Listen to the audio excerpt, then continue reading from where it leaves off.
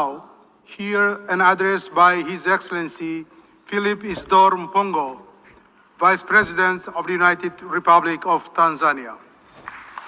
I request protocol to escort His Excellency and invite him to address the Assembly.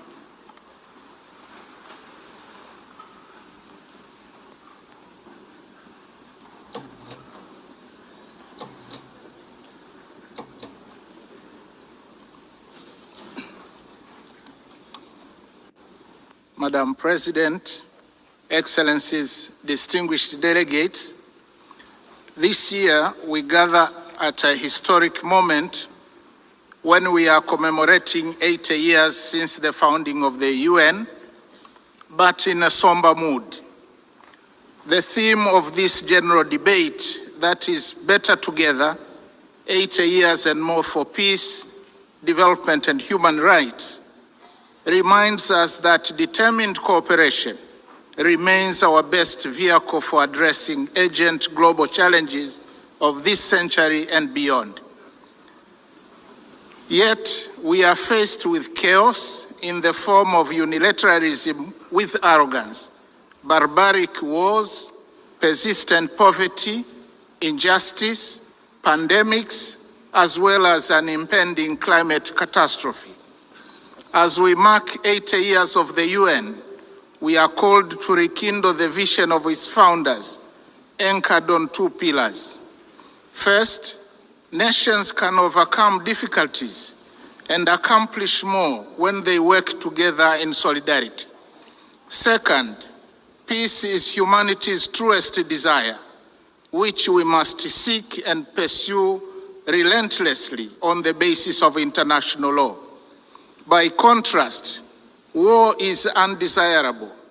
It is a senseless path to resolving conflicts on which everybody loses, and its bitter fruits include unspeakable loss of innocent lives, too many orphans, widows, and refugees, as well as wanton destruction.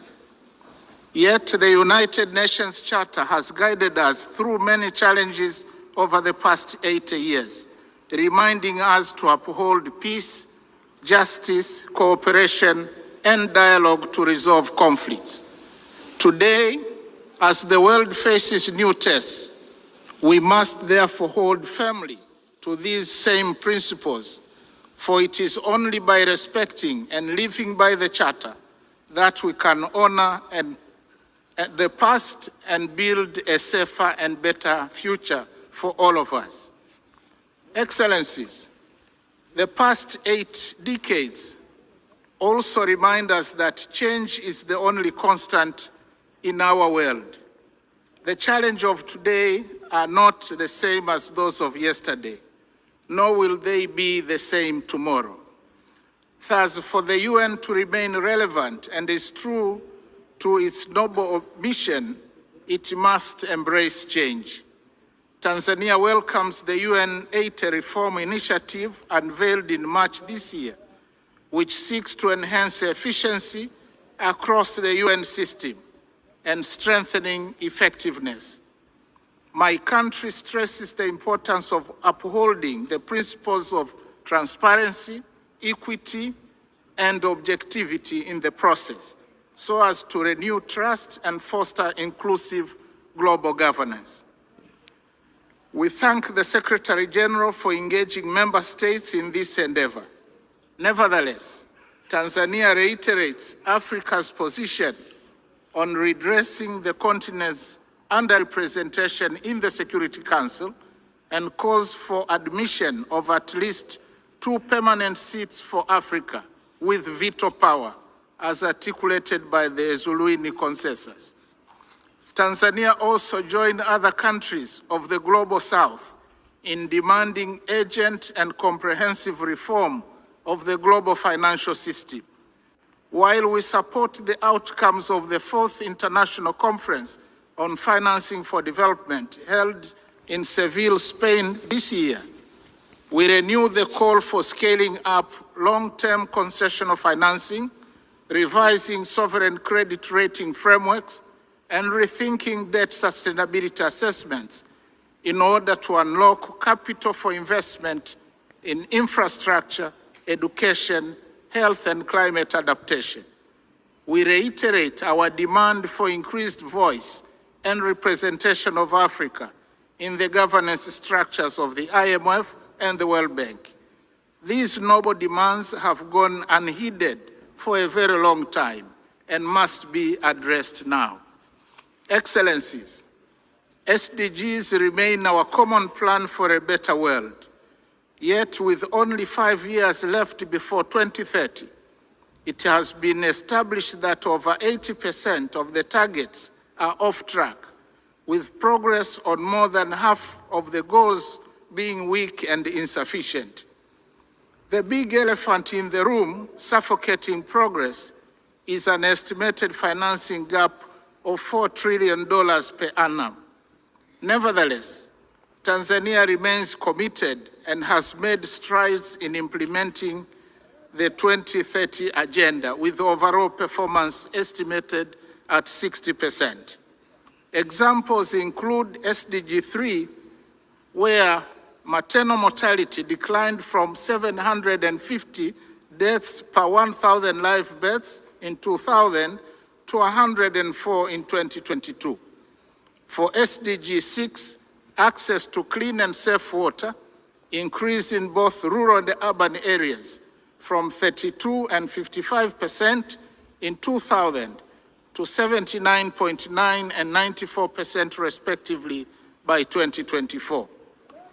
On affordable clean energy, SDG 7, the number of villages connected to electricity increased from 8,587 in 2000 to 12,318 in 2024.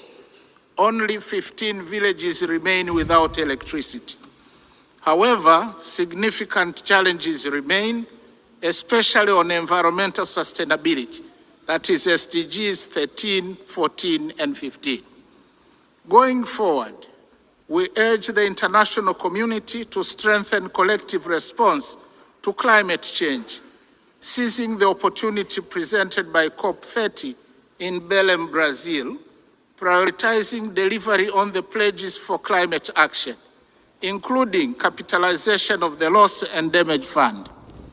We call for increased long-term concessional financing, technology transfer, and fairer trade terms to complement our zeal in domestic revenue mobilization, reversing capital flight, and pursuit of win-win partnerships in the exploitation of our natural resources. I am glad to inform the Assembly that in June 2025, we launched the Tanzania Vision 2050 that articulates our long-term development aspirations and dovetails quite well with the SDGs agenda. Excellencies, peace is not a bonus. It is a prerequisite for socio-economic development. We must therefore seek and pursue peace tirelessly. We commend the efforts of the UN Secretary General, world leaders, and organizations that are active in conflict mediation and resolution in countries and regions such as Eastern DRC, Sudan, Russia, Ukraine, and the Middle East. As we commemorate the Beijing Plus 30 and celebrate the progress made in promoting gender equality and the empowerment of women, we call for full involvement of women in the quest for peace. In this regard, I must say Her Excellency Dr. Samia Suluhu Hassan, the first woman president of Tanzania, has shown the way in articulating policies and actions that strengthen the role of women across all sectors of our society. Regionally and internationally, she has been a champion of peace, justice, security, and clean cooking. Tanzania, as a member of the African Union Peace and Security Council, and in our then role as chair of the SADC organ on politics, defense, and security cooperation over the past year, actively contributed to peace initiatives and supported measures to prevent and resolve conflicts. In this spirit, Tanzania announces its candidacy for a non-permanent seat on the UN Security Council for the term 2029-2030, reaffirming our commitment to global peace and security. Excellencies, Tanzania opposes the continued imposition and proliferation of unilateral coercive measures which undermine the principles of sovereign equality and peaceful coexistence enshrined in the UN Charter. Such measures, often applied without mandate of the Security Council, represent a form of economic aggression that disproportionately harms innocent civilians by depriving them of essential needs such as food, medicines, and capital goods.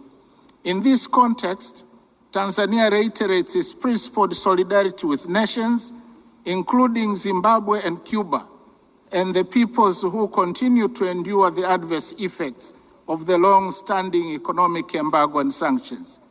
We stress that these embargoes and sanctions contravene international law. Similarly, Tanzania stands in solidarity with the people of Palestine and Sahrawi, who continue to be denied the fundamental rights of freedom, sovereignty, and self-determination. Tanzania also strongly condemns all forms of terrorism carried out within or across national borders. Madam President, Excellencies, and distinguished delegates, in his last speech to the United Nations General Assembly prior to retirement in 1985, Mwalimu Julius Nyerere, the founding president of my country, articulated the principle that, and I quote, "To be silent when we see danger, to refrain from attacking policies which are seen as contrary to the interests of peace and justice, to do these things would be to surrender our freedom and our dignity. That we shall never do." End of quote. Following the same principle, Tanzania considers unilateralism and misuse of military might, as well as shameful incapacity of the international community and global powers to bring an end to bloodshed and horrific wars raging in many places around the world, to be unacceptable. Similarly, Tanzania condemns the resurging use of the law of the jungle as a means of resolving conflicts, as well as committing atrocities that cast shame on the whole of humanity, particularly extreme violence against children, women, the sick, and the elderly in conflict situations, as well as imperial attitudes, including that of regarding Africa as a free mind to be exploited and ample land to be plundered.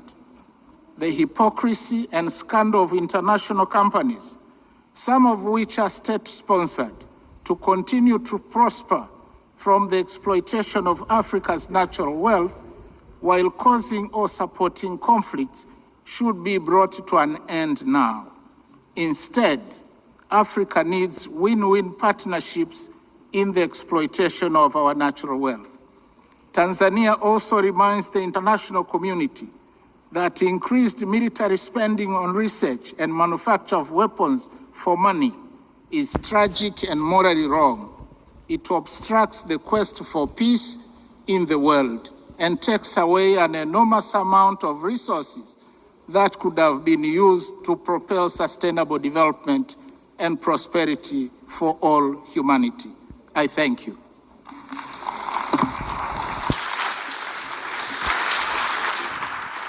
On behalf of the Assembly, I wish to thank the Vice President of the United Republic of Tanzania.